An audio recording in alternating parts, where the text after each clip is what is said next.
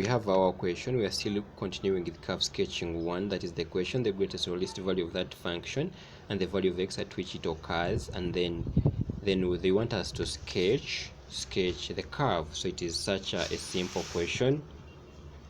So as part of our solution, if f of x is equal to this, we can differentiate. We can get the dy dx to check how the gradient is changing. So I have dy dx will equal to, I have a 2x plus 4. So that now at maximum or minimum, at max or mean, my dy dx is equal to 0. So it means my 2x plus 4 is equal to 0, meaning my x is equal to negative 2. So I can come here, I check this guy. I check this guy whether it is a maximum or minimum. So checking, as part of my check, if I'm checking, I draw a small box. I draw like a small check box. A small check box. Hope that will be enough. I have there that, and that. Then I have here x values to the left, x value and x that is equal to negative 2, because that is the maximum, minimum, and an x to the right of this point.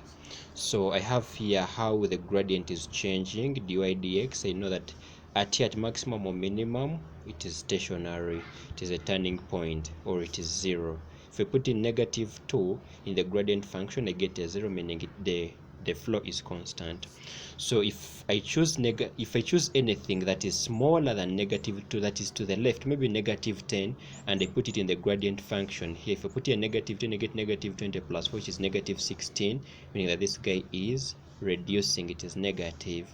If I choose anything that is to the right, that is positive, maybe 100, and I put in here, this guy is positive, so this guy is positive, it means it is increasing, meaning that at x is equal to 2, the curve attains a minimum. You're there. At x is equal to 2, the curve attains a minimum. You're there. So therefore, at x is equal to 2, at x is equal to negative 2 rather, the curve attains a minimum. The curve attains a minimum value.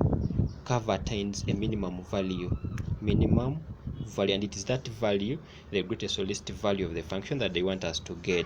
We have that f of x is given by x squared plus 4x plus 3. So I can come f of negative 2, I put in here negative 2, I have there negative 2 squared, that's going to be a positive 4. Then this guy times negative 2, a minus 8, then plus 3. I see this guy at negative 1, meaning my y max, or the maximum value, rather the minimum value. So my y mean is negative 1, meaning therefore the curve attains a minimum. The curve attains a minimum. The curve attains a minimum. The curve attains a minimum of negative 1 when x is equal to negative 2. When x is equal to negative 2. That is the first part. That is the first part of the question. The other part is we sketch the curve. So on sketching the curve, it will still be a very simple algorithm. We already have a minimum point. So one hint is we already have a minimum point. So we have a minimum point on our curve, a minimum point whereby our x is negative 2, y is negative 1. So this is our stationary point. So I can come and I get the intercepts now, the y-intercepts.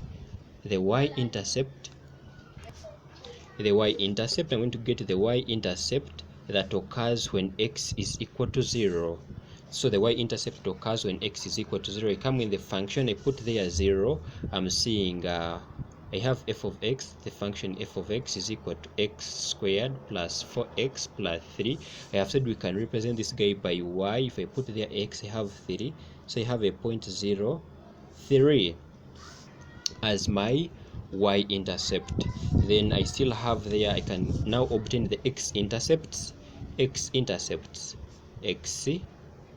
x-intercepts The x-intercept occurs when y is equal to 0. In other words, x squared plus 4x plus 3 is equal to 0.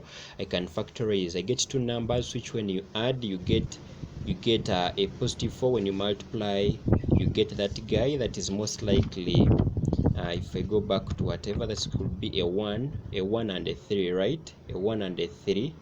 So I put these guys in the position of the sum. These are my factors. The sum is this, the product is 3. I put these guys in the position of the sum, so I have that x plus 1 into x plus 3 is equal to 0, such that my x is equal to negative 1 and then my x is equal to a negative 3. So this is just factorization. The sum is 4, the product is this, the factors, two numbers which when I add I get 4, multiply I get 3 is 1 and 3, and then they are all positive. It means I don't hassle by replacing in all level things, such that I have x negative 1 and x negative 3. I get the values of x at which these ones occur. I go in the function here. If I put here negative 1, if I put here negative 1, I have negative 1, negative 4, that is negative 5 minus 3, that's going to be, I think, a negative 2, right? This is negative 1, negative 4. So I have here my y as,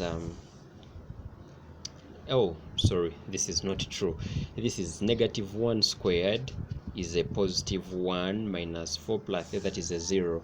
So I have here a negative 1 with a 0, and then I have a negative 3.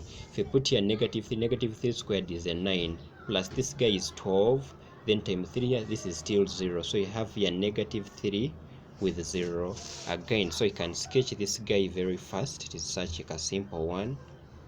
Oh, I have negatives, so this one, okay, allow me extend it to the other side.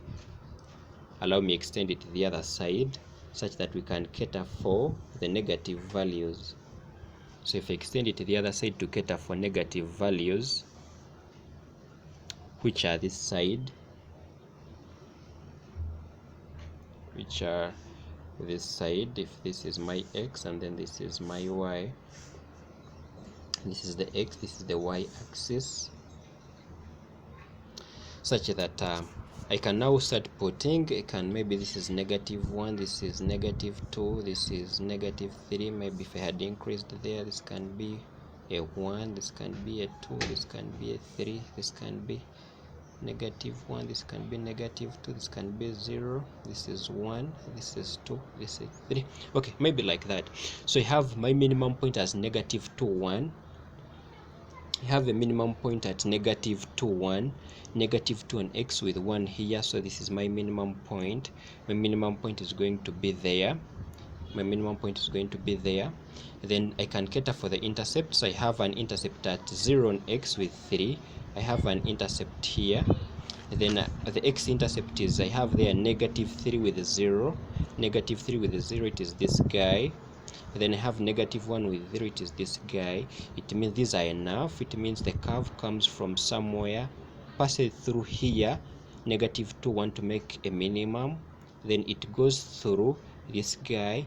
Then it cuts the y-axis through this guy. It cuts the y-axis through that guy.